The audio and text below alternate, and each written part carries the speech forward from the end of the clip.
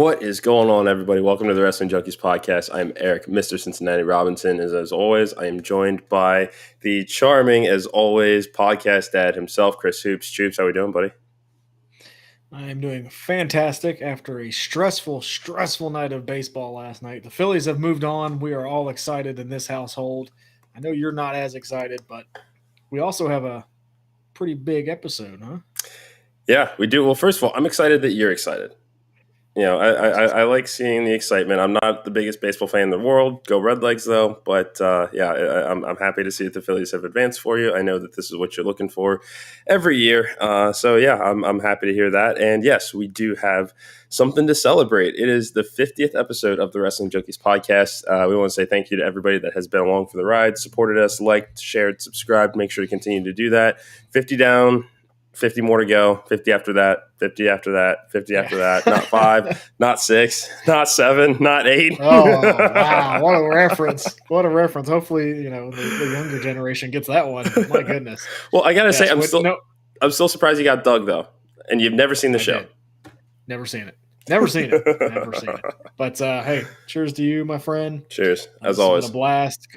Couldn't have done it without anybody else. I got a little nervous after you said, another 50 after this because you put a limit, but you kept going. So that's good. You're not tired of me quite yet. Nope. We had some news. We were off yesterday. Yes. Mr. Cincinnati had some things going on, which is totally fine, and there wasn't any wrestling on Wednesday, so that was weird. Yep. But yeah, right. We are back on our Friday normally scheduled program, and we got some news to talk about, so let's get right into it. Yeah, for sure. First thing I wanted to talk about is the trailer for The Iron Claw finally released this week, the Von Erich family biopic. We've got Zac Efron, Jeremy Allen White playing Kevin and Kerry Von Erich, respectively. Have you had a chance to check out the trailer? Yes, I did. It looks very good. We know, if you're a wrestling fan, you know about the Von Erichs and that whole story and tragedy. I'll be interested to see this. I know that particular, I think, what is it, A24, something like that. Yeah. That they usually do very well on movies, so it'll be interesting to see. Wrestling movies usually take, their liberties at times, but it'll be good to see. The cast looks good, like it's a stacked cast. It is an interesting story that I don't know if everybody knows. And if you want to go kind of see a definitive version of that, I would say go check out the Dark Side of the Ring for the Von Erichs. And then I would say I can't remember when they put it out, but it was the history of WCCW. Yes. When WWE put that out, that was a very, very good DVD. So if you can catch that, I would check that out as well. But yeah, this will be fun. Yeah, I would agree. You and I have both, obviously seen everything related to the Von Erichs that's really, been released. So this is going to be interesting to see how, closely it resembles what we know, as far as what we've seen on Dark Side of the Ring and through the WWE Network, things like that.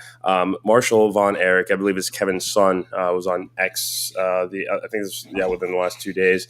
Here's the post he had. I knew it wouldn't be 100% accurate because my dad wasn't involved, but those of you that know our family know that God played a major role in our story. Still excited about it and still think it can help a lot of people that are suffering from loss. They nailed the wardrobe, though.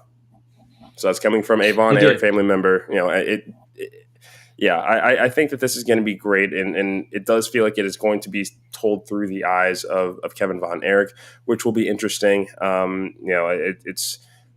It's puzzling, I guess is the word for it, that they wouldn't try to find a way to have him involved in, the preparation of this movie and things of that nature. So it'll be interesting to see how closely it resembles what we know. Yeah. What is MJF's role?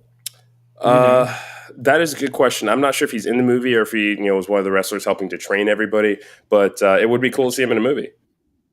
Yeah, because I thought he was in the movie. I thought he had a certain particular character that I didn't see in the trailer, or he was just very well into costume. Yeah. I don't think he is one of the Von Erichs, anything like that. But yeah, it'll be an interesting how they kind of explain the dynamic between, the father and the sons and kind of how that went and how realistic will that be. I know one of the lines in it was, "I just want to be in there with my brothers," which is something I think they've all at one point or a time they all Yeah. said. So yeah, should be an interesting movie. I like Zac Efron. I think he's a good actor, Yeah. and he commits to roles. So it should be a fun watch. When does it come out? Did they say that? That is a good question. I believe that this is a holiday season movie. Let's see what we As you got. can tell, December guys. 22nd. Okay. Yeah. As you can tell, I have not greatly prepared for the show today, but that's okay. I mean, we're just riffing, bud. It's what We I are. mean. Do we expect anything less for 50 episodes? Like this is just No, us. it's Yeah. worked for 50, so Yeah. let's keep it going. Yeah. Quick shout out too. We should have done this at the top of the show. Bryce Cannon. Absolutely. Oh yeah. That's right. God, where are my manners? Sorry, Bryce. I got to get the ticker up. But yeah, so PCW Turn the Page happening tonight, Covington, Georgia. Fatal 4-way main event for the World Championship. Bryce Cannon, Dominic Stuckey, Duncan Abasia, and Najasism. Good luck to everybody involved, but this is Bryce's night. He did get the shirts, by the way. So yeah. Again, did we forget to tell you guys we have merch now? How exciting is that?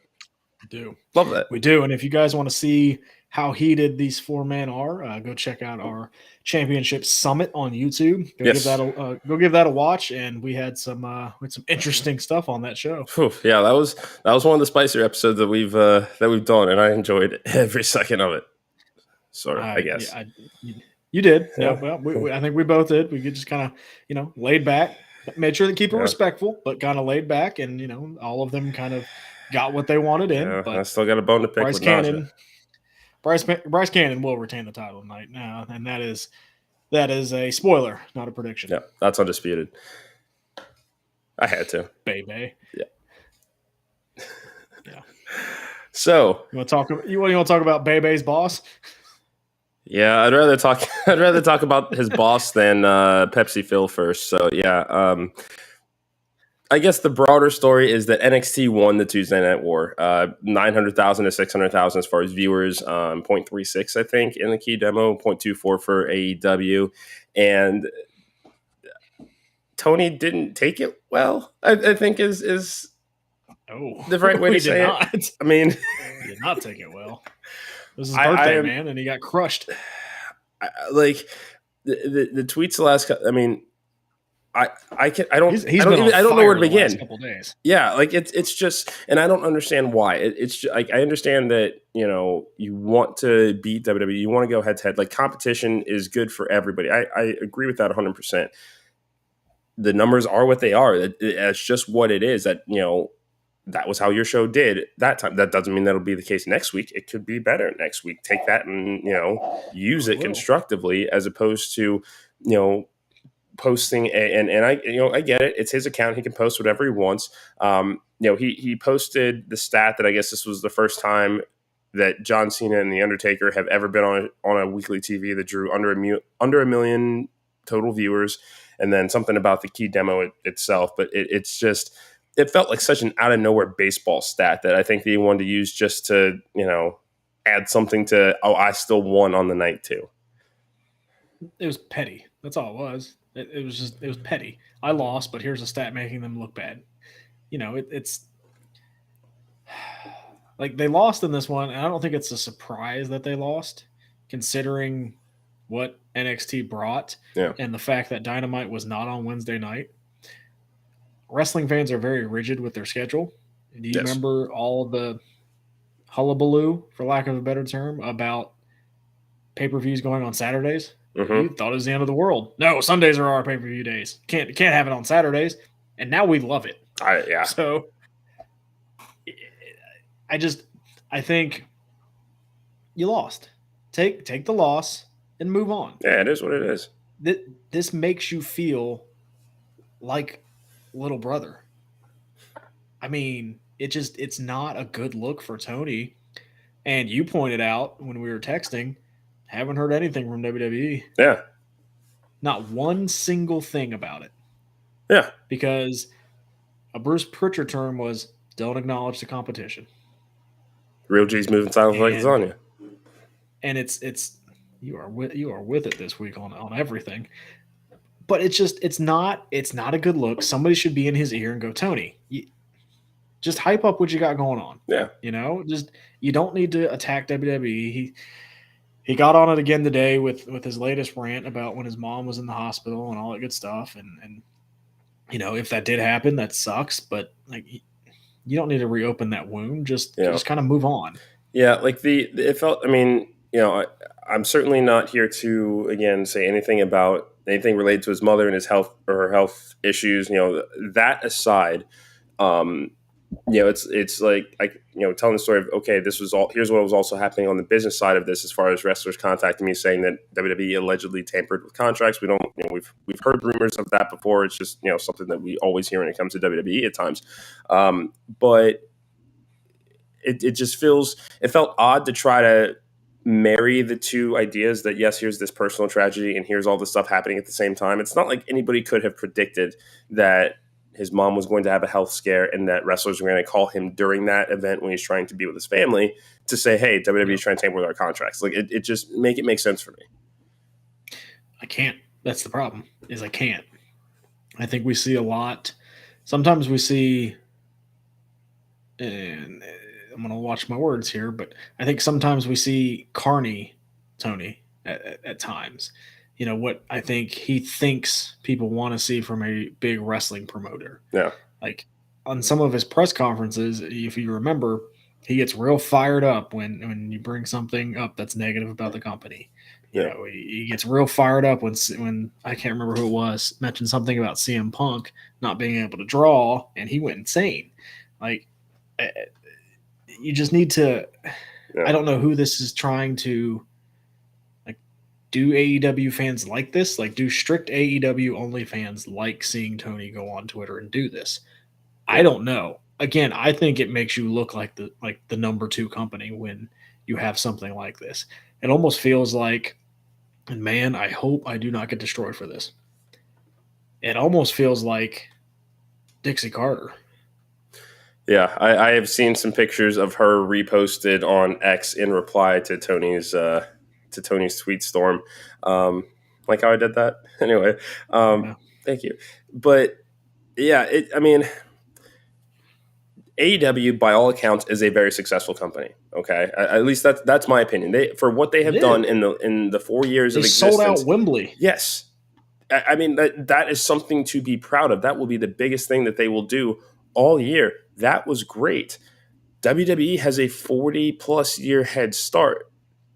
Like that. I mean, I get that. You also have it's a family business to you because it's Khan family runs that one. McMahon family used to run WWE. This was in their blood. This is all that they have ever done. Tony, the Khan family, they've got football. They've got European football. Soccer. Yes. They've got football. There's something else I feel like. Yeah. I'm sure they're in the F1 now. Yeah. I mean, there's so many things that they're also involved in. That's fine. But, like, don't think that you're going to beat WWE overnight. This was a very respectable rating that they pulled for Dynamite, knowing that there was a day change due to something they couldn't control with MLB playoffs. And look at their big matchups on the Title Tuesday. Bryan Danielson used to be in the WWE. Swerve used to be in the WWE. Jericho used to be in the WWE.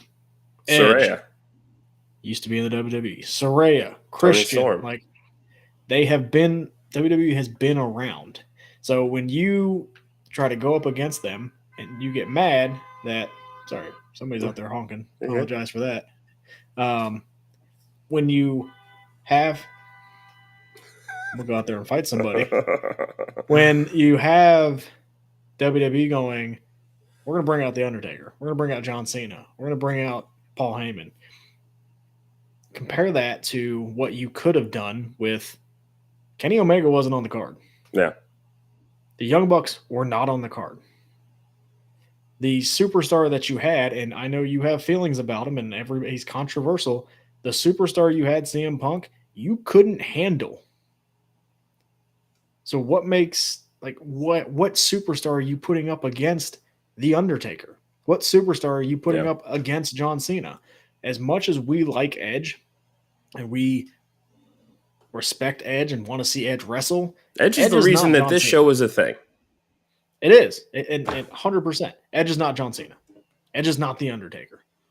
And the novelty of seeing Edge wrestle is already out the window because we saw him wrestle in WWE. It's not like he came back from the neck injury in Yeah. AEW. And then on top of that, Edge's first match, his very first match in AEW, is against Luchasaurus.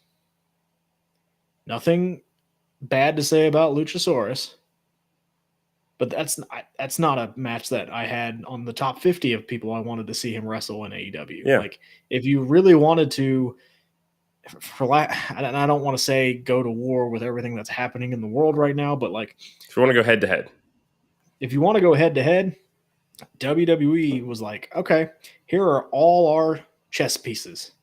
What do we have to play with for, like you said, a 40-year history? Yeah. And AEW goes, well, who are our big signings? And again, you fumbled your biggest signing in CM Punk because you couldn't handle him.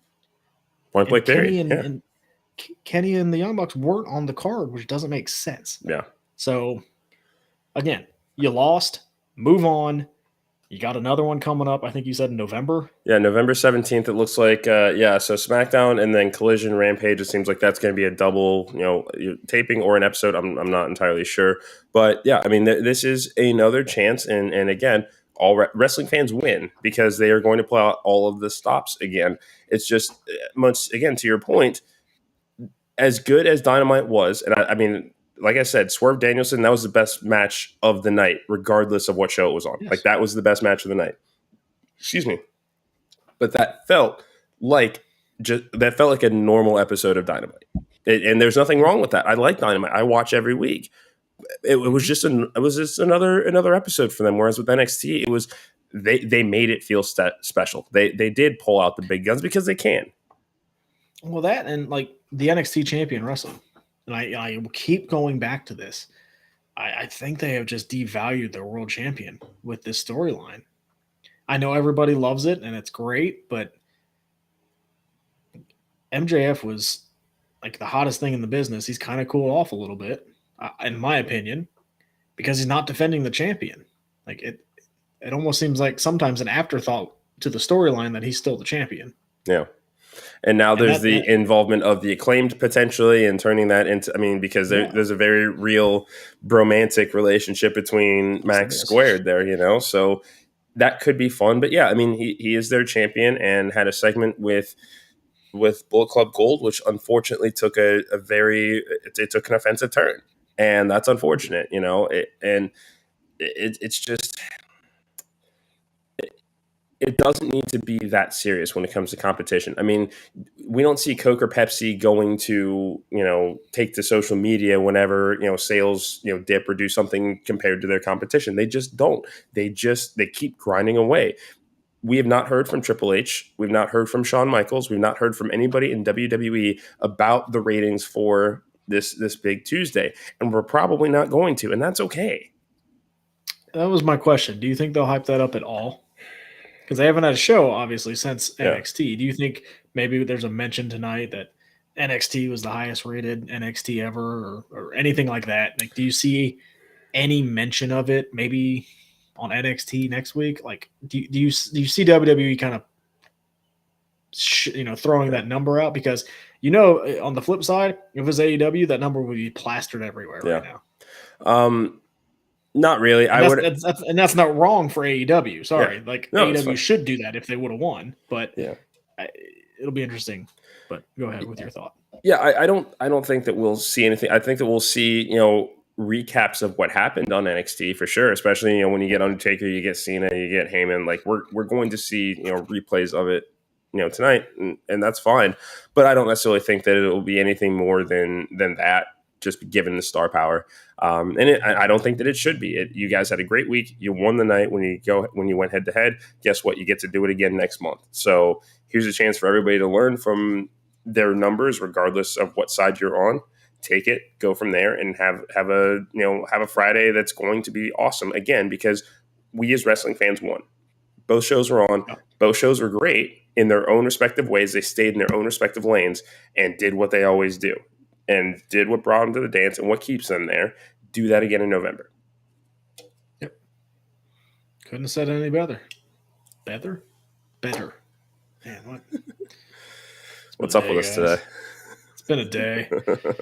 Now we get to talk about Eric's favorite wrestler. Or we could talk about the other one that we can't name on the podcast. Which one? Let's talk Phil. Let's talk Phil. So Dave Meltzer is reporting that WWE said no to CM Punk. My question to you: are we being worked?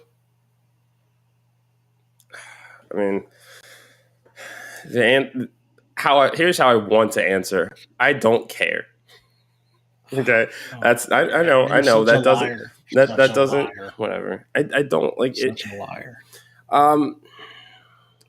You do care. I don't necessarily think that we're being worked. I can see why CM Punk might want to go back to WWE, because if how he left AEW is the end of his career, that's a flat note. That's like Undertaker ending his career after almost dropping Roman on his head. If he had ended that way, like this does more for CM Punk than it does for WWE. I think, it's maybe that's just my opinion. Like we've heard reports about his backstage behavior in the past, and I know that there have been the reports of the stuff that he pulled in AEW. There are too many guys that could take him, and he's not going to pull that shit here. Were the exact words that I think we saw in some reports. But with the way that they are printing money already right now with the stars that they have, this does more for Phil than it does for WWE.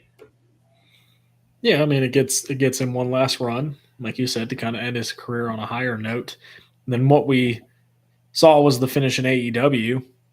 I mean, he moves the needle, and Sure. Like him, don't like him, it would be cool to see Punk back in WWE.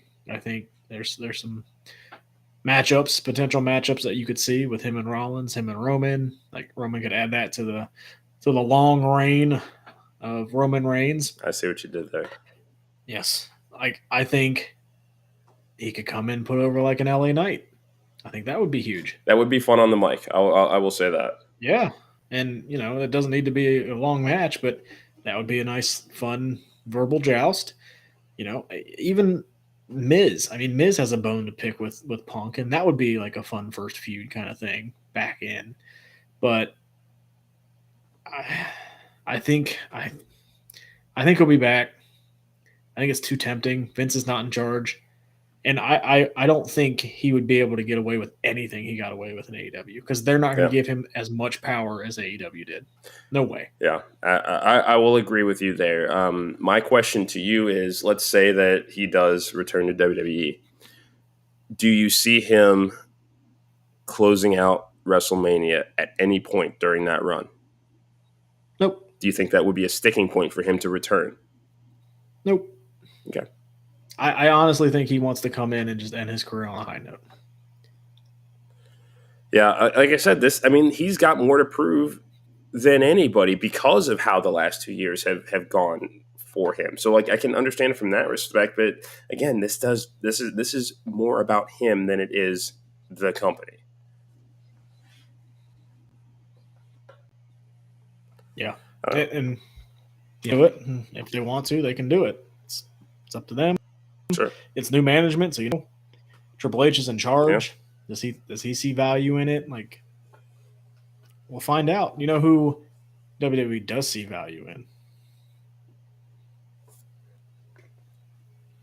Well, there you go.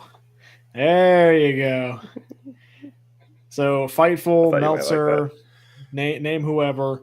They are reporting that the plan is for Randy Orton to come back at Survivor Series. I think you saw something about him returning tonight. But it looks like a Randy Orton return is imminent. Good. I am absolutely thrilled that we get at least a little bit more Orton, because if he feels good enough to go, if it, this could potentially be the last run for all we know. It very well could, and if indeed it is, there's going to be a lot to celebrate here. It's just like it's crazy when, especially because we grew up with Randy Orton. Yeah. So now it's like he is one of those guys that's like, he's been doing this since I was a kid. As long as I've been a wrestling fan, Randy Orton has been on my TV in some way. And the fact, we are closer to the end than we are the beginning anymore. So each match is going to mean more. This could be a very legendary run for the Legend Killer. Please just give me Cody Rhodes, Randy Orton. Oof. I mean, that would just be Yeah. fantastic. That's all I need. Yeah. It really would. It really would. And like another one that Roman can have, like that he hasn't beaten yet on this very long title reign. He's back tonight, folks. We'll see how that goes. Jimmy, you might be in some trouble. But yeah, how crazy is it to think that here over the next couple months we might have Randy Orton return, CM Punk return, Kairi Sane return? Like that's a big boost. It really is, especially given that 2024 is going to be a major year for wrestling contracts across both promotions. The landscape can change drastically next year. So, it's nice that it is great as a fan to see how, there are a number of superstars that could be in play and going back and forth, between the companies. It's good for again, as wrestling fans, we just win. We just win. So, like the two major ones in 2024 for WWE are Sheamus and Becky, correct? Yes. Alexa Bliss is as well, but I'd imagine they'd extend due to her being out for maternity. Yeah. I believe the Street Profits are, and I would imagine if things continue to go well with Bobby Lashley, there's no reason to think that they're leaving WWE. That's just not happening. I don't think there's any reason to think Becky's leaving. No way. No, she's got a book that's coming out in 2024. Yeah, I don't see. Just because of how AEW books the women division, I don't see her leaving. Yeah. And like Sheamus is another one. I don't know, probably not. No, but the big one's MJF. Yes, that and I don't know. And I think, is it fair to say that for you want to see how they treat the rest of this Adam Cole, Jay White story to see if there's to gauge whether he'll leave or not? I guess. I don't know. This title run has just been kind of meh. Mid. Yeah, it's been mid. We can just call it what it is. Like the 4-way was fine with the pillars. You go back and rewatch it. It was a pretty good match. Like the match at All In was, again, it was fine. I don't think it was anything spectacular like a lot of people do. Yeah. Like the story has been fun. It's been funny. I think I'd like to see a little bit more serious MJF again. Yeah. Which we got a little bit on Tuesday, but it probably wasn't in the way we wanted it. But yeah, I don't know. Like this title run's just been, it always seems to be babyface title runs in AEW just don't go well for their world champion. Yeah, and it's unfortunate because I think his best match was his defense against Danielson Iron Man match. But that's because Bryan Danielson can get a good match out of anybody. Yeah, like we could go step in the ring right now and he'd make us look like we've been wrestling for 50 years. Yeah, his match with Ricky Starks too was pretty good. Winter's Coming, I liked that one. Yeah. But I think I would have rather had that been more sustained feud. But yeah, just when you compare the other two champions on WWE, which is what you do no matter what, he's not Roman Reigns, obviously. But I think the better comparison is Seth Rollins. Do you think Seth's title reign has been better than MJF's? I would say yes, because it's Seth Rollins is the definition of consistency. I don't know if you saw this stat, but Seth Rollins has wrestled on every PLE that WWE has had this year. Every single one. And the fact that they've created the championship because they had the Roman issue and he was going to be stepping away and going to the part-time schedule, he was the guy to take over that mantle. So he has done his absolute best to put over this championship and make it mean something to Raw. I know that you will feel it's always a secondary prize to you, but as far as I see it, it's just this is Raw's top prize. This is this show's top prize. That's all that needs to be said. I know that there will be the comparisons to Roman, but he's the top guy on that other show. Mm-hmm. These are two different brands now, and there's nothing wrong with it. I don't think there's anything wrong with it being a secondary title. But yeah, MJF's title reign just it's been all right, and I think like we another non-follow up on the Devil storyline on Tuesday. Like, yeah, it's just been kind of. I need something. I need something. I mean, do you think that the fact that there is this slow burning tension with Adam Cole, do you think he could snap sooner than later, given the fact that, yes, there's the ankle injury, and like you said, he does need some sort of edge, and he was starting to get that back, during this segment with Jay White and rest of Bullet Club on Dynamite. I mean, maybe this is the chance to right the ship here. Maybe that's what they're trying to do. Yeah, and I think I'm in the same boat as you. As much as I'm enjoying face MJF, I want it's time. I want the Devil back. Yeah, that is because that's just who we know. Yeah. That's just who we know, and that has. I mean, he can play a great babyface when that's been clear, but his story is not nearly as compelling. And I know that there are things that he just couldn't control about this right now. There just are. So he is doing. He's working with what he's got. So that's great. But yeah, heel MJF is. I mean, it's different. It's a whole different thing. It hits different. Yeah. Yep. Yeah. I would agree. Yeah. So I wanted to get your thoughts on this. I just happened to see this in one of my group chats. According to PW Insider, there is an idea of who is going to be traded to SmackDown, and that could potentially be revealed tonight. Okay. Have you heard this name? Kevin Owens. Yeah, I could see it. I think that was one of the ones I originally predicted. It was either going to be Sammy or Kevin. So yeah, it makes sense.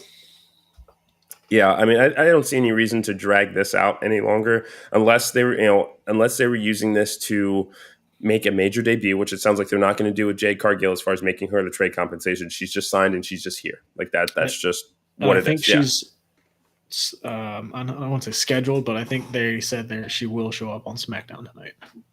Yeah, I figured she would. I mean, Fastlane, NXT, like there's no reason for her to not show up either. And it's the season premiere. They're going to want to make a splash as well. I totally get that. Another person that we might be seeing debut tonight as well on SmackDown, Nick Aldis. It's rumored to be making his on-screen debut and will reportedly be the new on-screen official for SmackDown. Oh, okay. I like that. It's the trade thing was kind of funny because it was Adam Pearce trading with Adam Pearce. So yeah, what did that really do? Like that was always a plot hole in the storyline, and maybe that's what that's how the trade comes about. Is okay. I'm in charge now. Let's get the compensation for the trade, kind of thing. Yeah. So that would make a lot of sense, and that would be a lot of fun.